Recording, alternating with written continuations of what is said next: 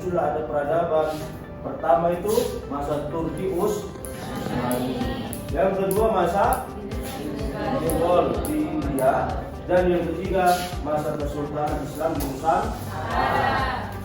Nah, jadi bantu Sultan Awaluddin tersebut.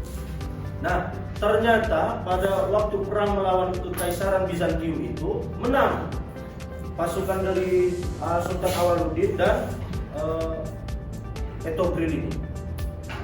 Karena merasa berterima kasih, Sultan menghadiahkan sebuah wilayah untuk ditempati sama mereka, yaitu di daerah pegunungan. Ditempati sama mereka, dan akhirnya ya kalau kita anggaplah seperti diangkatlah jadi gubernurnya di situ.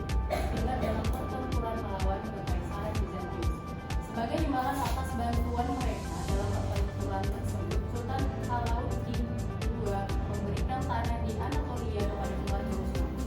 Wilayah ini kemudian menjadi pangkalan bagi keluarga tersebut untuk membangun dan mengembangkan kekuasaannya.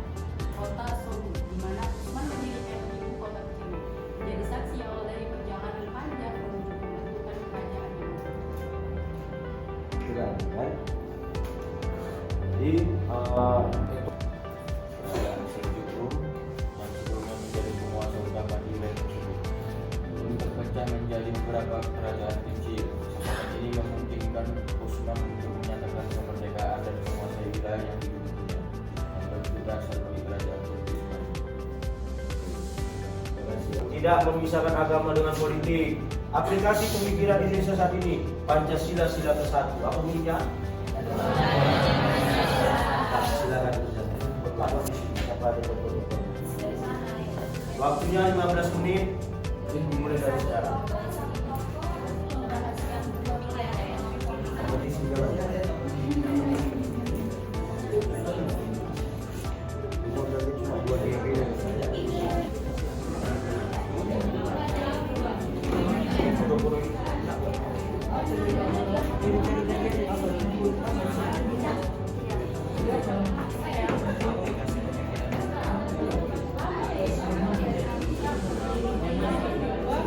Pemikirannya yaitu stabilitas politik dan tata kelola pemerintahan.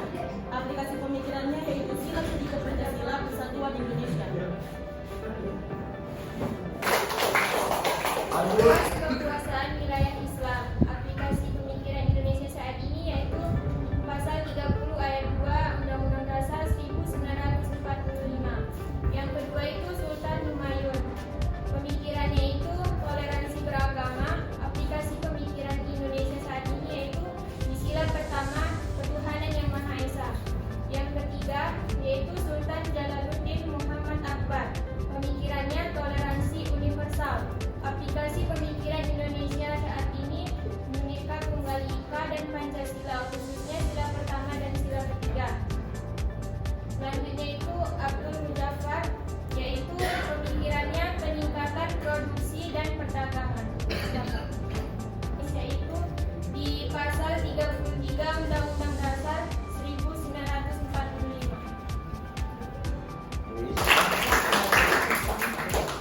Negara untuk melindungi warga miskin.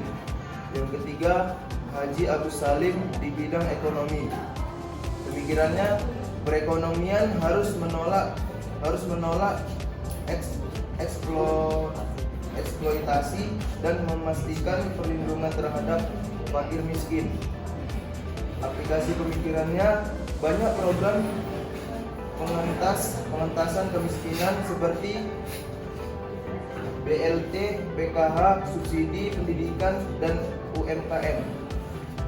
Dan yang terakhir ada Kiai Haji Hashim Asy'ari.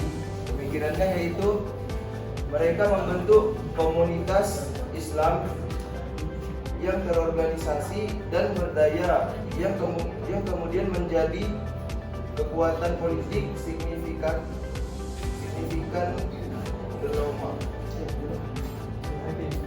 Geloma perjuangan kemerdekaan dan pasca kemerdekaan. Aplikasi pemikirannya, organisasi yang mereka dirikan, NU dan Muhammadiyah, tetap menjadi pilar penting dalam dinamika Indonesia. Terima kasih. Tepuk tangan untuk kelompok 3. Jadi itulah dia ada suatu kisah yang luar biasa. Tepatnya datang pada remaja yang berusia 21 tahun yang namanya Muhammad Al-Fatih.